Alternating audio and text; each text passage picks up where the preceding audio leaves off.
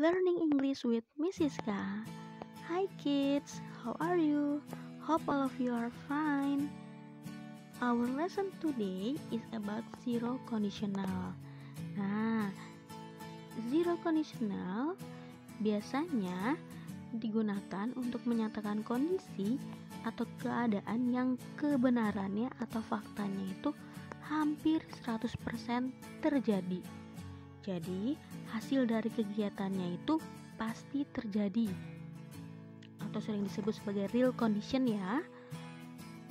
Seperti if ice melts, it becomes water. Bila es mencair, ia menjadi air. Karena es mencair nggak mungkin menjadi batu kan, itu udah fakta. Kalau es mencair, yaitu menjadi air. Lalu, if I see lightning, I go inside. Bila saya melihat petir, saya pergi ke dalam. Nah, itu juga termasuk fakta. Jadi ada sebagian orang jika dia melihat petir, pasti masuk ke dalam rumah. Nah, sekarang kita lihat patternnya yuk. Zero conditional pasti selalu ditandai dengan kata if clause. Tapi if juga bisa diganti dengan kata when ya, dan itu tidak mengubah arti sama sekali. Jadi sama aja mau pakai if atau mau pakai when, artinya tetap sama.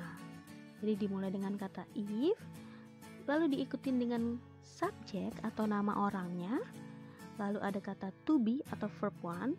Ingat, to be nya present, is, am, atau are. Lalu diikutin dengan objek, itu kalau if clause. Nah, itu sering disebut sebagai action one. Lalu untuk main clause-nya dimulai dengan kata subject, to be, atau verb one, diikuti dengan kata objek. Clause itu selalu dimulai dengan kegiatan yang pertama kali terjadi sebagai penyebabnya. Lalu diikutin dengan main clause, yaitu sebagai the result atau hasil dari penyebabnya itu apa, atau sering disebut sebagai akibatnya ya. Nah, kedua clause ini, baik itu if clause atau main clause, selalu menggunakan simple present. Jadi mereka dua-duanya memakai simple present. Kita lihat contohnya ya. If I sleep late, sebagai action pertama yaitu if clause-nya, I feel sleepy at work. If I sleep late, I feel sleepy at work. Bila aku tidur malam atau aku tidur terlambat, aku merasa ngantuk di kantor. If I sleep late yaitu sebagai if clause karena action yang pertama kali terjadi. Lalu I feel sleepy at work itu sebagai main clause atau hasil dari kegiatan pertama. Jadi kayak akibatnya, karena kamu tidur terlambat, akibatnya kamu ngerasa ngantuk di kantor. Jadi itu sebagai hasil ya, result. Tapi jangan khawatir, ternyata if clause nggak selalu ada di depan kok. Jadi kalian bisa menaruh if clause-nya di belakang, seperti contoh ini. I feel sleepy at work if I sleep late. Aku merasa ngantuk di kantor bila aku tidur terlambat. Nah, I feel sleepy at work dipindahin ke depan, lalu if I sleep late-nya balik ke belakang. Jadi kalian bisa menukar posisi dari if clause sama main clause-nya, tapi yang ditukar adalah clause-nya ya, bukan subjek atau verb-nya. Jadi langsung clause-nya, kayak main clause-nya pindahin ke depan, if clause-nya pindah ke belakang. I feel sleepy at work if I sleep late. Dan jangan lupa ya, lihat subjeknya. Jika subjeknya itu they, we, I, you atau yang plural, yang banyak, kalian tidak perlu menambahkan kata s atau is di belakang kata kerjanya. Jadi hanya tulis aja I sleep, I feel, I drink, they drink, we eat. Jadi nggak perlu ada penambahan kata s. Lain halnya kalau seandainya subjeknya itu adalah he, she, it. Nah, kita lihat contohnya ya. If it is rainy, Andy takes an umbrella. If it's rainy, Andy takes an umbrella. Coba tebak yang mana action yang pertama? Good. If it's raining. Lalu resultnya? Good. Andy takes an umbrella. Nah, action atau kegiatan yang pertamanya adalah hujan dulu. Bila hujan, Andy membawa payung. Jadi karena hujan, hasilnya Andy membawa payung. Itu menjadi the result atau hasil dari hujan.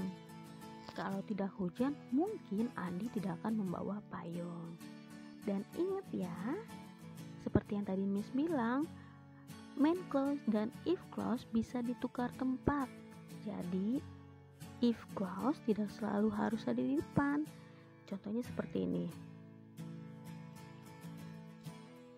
Jika main clause-nya mau dipindahkan ke depan, kalian langsung pindahkan Andy takes an umbrella if it's raining. Andy takes an umbrella if it's raining. Nah, Andy membawa payung bila hujan. Jadi hasilnya Andy bawa payung. Action pertamanya hujan. Jadi kalian harus bisa membedakan ya, yang mana yang menjadi action pertama atau kegiatan yang pertama kali terjadi. Itu menggunakan kata if. Lalu untuk the resultnya atau hasilnya itu tidak perlu menggunakan kata if, dia langsung simple present saja.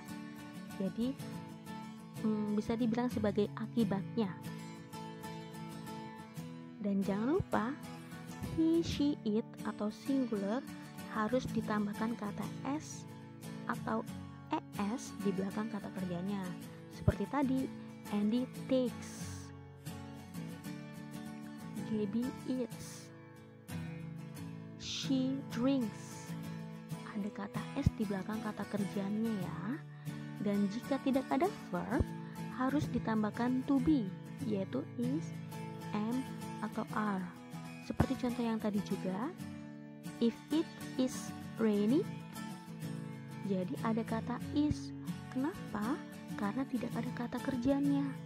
Karena rainy adalah kata sifat atau adjektif, jadi dia perlu kata kerja. Maka dari itu kalian harus tambahkan kata is. If it is raining. Mengerti semuanya? Good. Nah, diingat ya. If clause digunakan untuk action pertama atau sebagai penyebab, dan main clause digunakan sebagai result atau hasil dari action pertama. Jadi sebagai akibat dari kegiatan yang pertama. Dan jangan lupa, seperti yang tadi Miss bilang, he, she, it atau subjeknya itu singular hanya satu, perlu penambahan s atau is di belakang kata kerjanya. Seperti he eats, she drinks, she takes, ada s di belakang kata kerja. Dan kalau subjeknya plural, yaitu seperti they, we, I, atau you, kalian tidak perlu menambahkan apapun di belakang kata kerjanya. Jadi hanya bare verbnya aja atau kata kerja langsungnya aja. Seperti they eat, I drink, you drink, we eat, we play. Jadi tidak perlu penambahan kata s ya. Mengerti semuanya? Hopefully this video can help you to understand. Bye class. Thank you for watching. Stay safe, healthy, and stay at home ya. Tetap semangat belajar dari rumah. Thank you.